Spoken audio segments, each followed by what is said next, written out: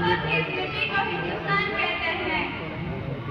جمہوری ہندوستان کے مسلمانوں کے دردناک واقعات اور ظلم و ستم کے بعد سامنے آتے ہیں تو خون کا ذکر کرتے ہیں، اور دل سے ایسی آنکھ نکلتی ہے کہ اگر ہمارے اسلاف و اکابر اور مقدسوں پر بھی ہوتا تو خدا کی قسم وہ لوگ اس ملک کو انگریزوں کی غلامی سے چھڑانے کے لیے اور ہندوستان کو آزاد کرانے کے لیے اتنی بڑی قربانی نہ دیتے۔ اگر مجھے یہ معلوم ہوتا کہ ہندوستان کے مسلمانوں پر ایسا دن بھی آئے گا جب ہم مسلمان آزادی کی جگہ انگریزوں کی غلامی کو پسند کریں گے تو کبھی شمشیر برہنہ لے کر میدان جہاد میں نہ نکلتے۔ انہیں کیا معلوم تھا کہ ہندوستان کی آزادی کے لیے بالاکوٹ کی پہاڑی پر سید احمد شہید طاہر اسماعیل شہید نے اپنی جان دی ہے۔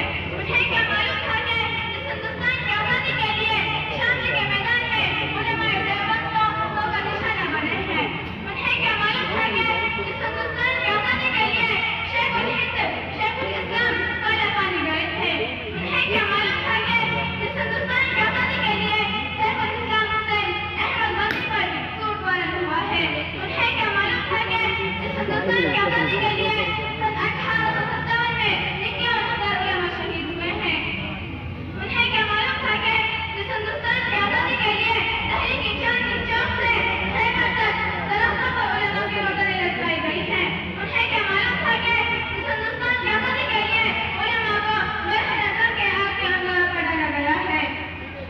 میرے بھائی اور دوست اور بزرگوں، آج قربانیوں پر پابندیاں لگائی جا رہی ہیں، کامرانہ پر غازمانہ قبضہ کیا جا رہا ہے، لاؤڈ اسپیکر پر اذان کے خلاف مقدمہ بازی ہو رہی ہے۔ ایک ایسی آزادی ہے کہ مسلمانوں کے مذہبی معاملات میں مداخلت کی جا رہی ہے۔ آج آزاد ہندوستان میں یہی ہو رہا ہے۔ ہمیں مذہبی آزادی چاہیے، ہمیں قرآن کی آزادی چاہیے، ہمیں جان و مال کی حفاظت چاہیے، ہمیں شہر اسلام کی حفاظت چاہیے، ہمیں عبادتگاہوں کی حفاظت چاہیے۔ اب بھی جس کا خون نہ کھولا وہ خون نہیں پانی ہے، اب بھی جس کا خون نہ کھولا وہ خون نہیں پانی ہے، جو دیش کے کام نہ آئے وہ بیکار جوانی ہے۔ نوجوان دوستوں، کیا یہ جمہوریت کا خون نہیں ہے؟ شیخ الحسن کا مذاق نہیں ہے؟ دستور آزادی کے خلاف ورزی نہیں ہے؟ جمہوری ملک میں کسی کے مذہبی معاملات میں مداخلت کی جا رہی ہے۔ آج آزاد ہندوستان میں یہی ہو رہا ہے۔